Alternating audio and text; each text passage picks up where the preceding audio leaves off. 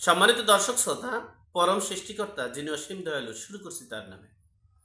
আজকের বিষয় হচ্ছে মরণঘাতী ক্যান্সারে আক্রান্ত সাবেক সদ্য প্রধানমন্ত্রী শেখ হাসিনা। সে বিষয়ে সংক্ষেপে আলোচনা করছি। বাংলাদেশে এই 5ই আগস্টের পর যে সরকার, অন্তর্বর্তীকালীন সরকার গঠন করা হয়েছে, সেই অন্তর্বর্তীকালীন সরকারের যে নেতৃত্বে যে সংগঠন, যে রাজনৈতিক দল গঠন করা হচ্ছে এবং বৈষম্য বিরোধী ছাত্র ও সমন্বয়কারীদের নেতৃত্বে সমন্বয়কারীরা প্রকাশ্যে বলেছেন যে ভারত যেভাবে এই বাংলাদেশের বিষয় নিয়ে মিডিয়ায় প্রচার করছে, ঠিক সেভাবেই ক্রিয়া প্রতিক্রিয়া এবং আমাদের আদলে আমরা যে ভাষায় কথা বলতে চাই, আমরা যে ভাষাটা বোঝাতে চাই, সেই ভাষায় আপনারা কথা বলবেন, মিডিয়ায় এবং প্রচার প্রসারণা চালাবেন।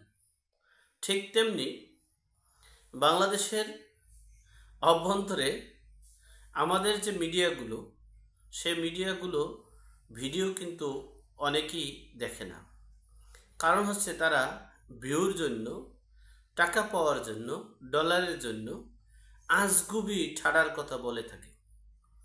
যেমন দেখেন, এই যে দেশের এই আওয়ামী লীগের যে ভেরিফাইড পেজে যে হরতালের কথা বলা হয়েছে, সেটা বিভিন্ন মিডিয়ায় বলতেছে যে এটা একটা ফেক আইডি এবং ফেকভাবে দেওয়া হয়েছে।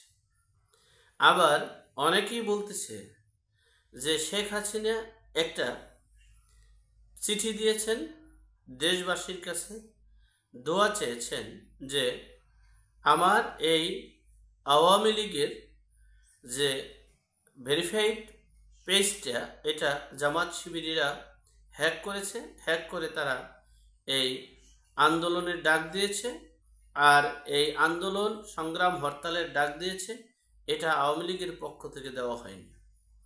এমনকি শেখ হাসিনা যে মরণঘাতী যে ক্যান্সারে আক্রান্ত হয়েছে, সেই ক্যান্সারে আক্রান্ত হয়ে তিনি জীবন মরণের সান্নিধ্যে থাকায় তিনি এখন এই রাজনীতি থেকে ইস্তফা দিছে, রাজনীতি আর করবে না, এবং এই আওয়ামী লীগের সকল কার্যক্রম থেকে তিনি অব্যাহতি দিয়েছে।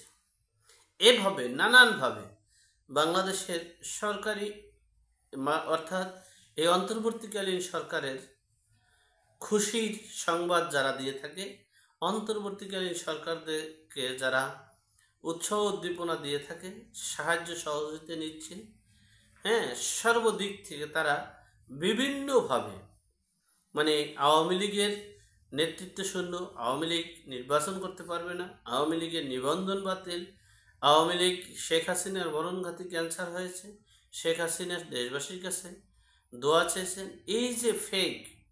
এরপরে আবার শেষ সময় অনেকে তো ভিডিওটা পরিপূর্ণ অনেকে দেখে না, কারণ আমরা বাঙালি আবার 5 মিনিটের ভিডিও 1 মিনিট দেখি আবার কেটে দিই।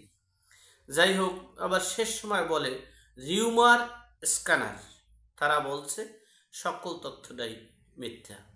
এই যে দেশে একটা মিথ্যা বানোয়াট প্রতিনিয়ত এই বাংলাদেশের মিডিয়া, যেগুলো আপনারা ইতিপূর্বে দেখেন, ডোনাল্ড ট্রাম্পের যখন নির্বাচন হয়েছিল তখন কমলা হ্যারিস খুব হাড্ডাহাড্ডি লড়াই, অল্প কিছুর ব্যবধানে এগিয়ে আছেন কমলা হ্যারিস।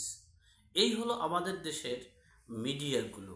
এই মিডিয়াগুলো হচ্ছে সরকারকে খুশি রেখে তাদের স্বার্থ হাসিল করা, অপরদিকে এই ভিউ বাড়িয়ে ডলার কামাই করে নিজেকে এই উৎসাহের দিকে। এই জন্য দেখবেন আমাদের মতো যারা ভিডিও কন্টেইনার, আমরা যারা বিশ্লেষণ করি, রিসার্চ করি, গবেষণা করি, দেখবেন তাদের চেয়ে আমাদের ভিউ অনেক বেশি এবং লাইক, কমেন্ট, সাবস্ক্রাইবও বেশি।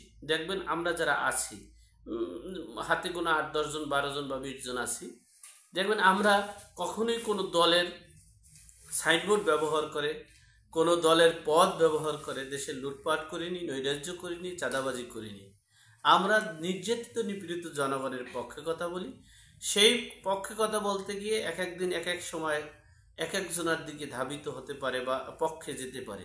এই জন্য অনেকে মনে করে যে আপনি কোন দলের। নো, আমি হলাম বাংলার নির্যাতিত নিপীড়িত জনগণের পক্ষে, বাংলাদেশের আপামর জনগণের পক্ষে আছি। তাই বলছি, আপনারা যারা মিডিয়ার, অনেক মিডিয়াদেরকে রিকোয়েস্ট করবো এমন কোনো বক্তব্য বা এমন কোনো ভিডিও, এমন কোনো কন্টেন্ট ইউজ করে নিজেদের কেরিয়ার ধ্বংস করিয়েন না। এতে দেখা গেছে আমাদের মতো বা যারা একটু ভালো আপডেট এবং যারা বিশ্লেষণ করে, বিচার বিশ্লেষণ করে, গবেষণা করে, যারা ভিডিও করে, তাদের কিন্তু সমস্যা অনেক সময় হয়ে যেতে পারে। যাই হোক, সর্বোপরি কথা হচ্ছে যে শেখ হাসিনার ব্যাপারে যে বক্তব্য দেওয়া হয়েছে, যে মিডিয়ায় যেগুলো বলা হয়েছে সম্পূর্ণ মিথ্যা, বানোয়াট।